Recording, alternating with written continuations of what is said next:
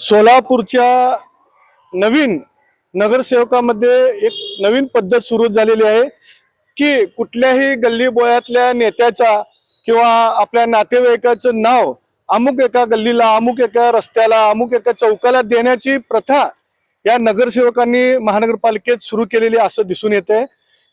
ज्यांचं कसलंच योगदान या शहरासाठी नाही अशा फालतू लोकांचे नामनिर्देशन समितीमध्ये प्रस्ताव दाखल करत आहेत। सुमारे 70 प्रस्ताव या ठिकाणी आलेले आहेत।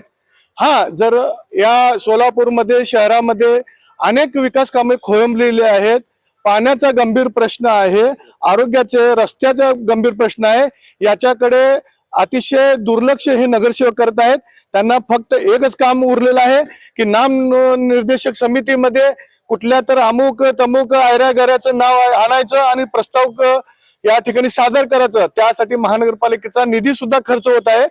तर संभाजी ब्रिगेड कडून मी या नगरसेवकांना इशारा देतो, तुम्ही या ठिकाणी प्रस्ताव दाखल करा, पण जर प्रस्ताव मंजूर झालं, जेवढे प्रस्ताव तुम्ही मंजूर करता सगळ्यांच्या बोर्डाला काळं फासल्याशिवाय संभाजी ब्रिगेड राहणार नाही।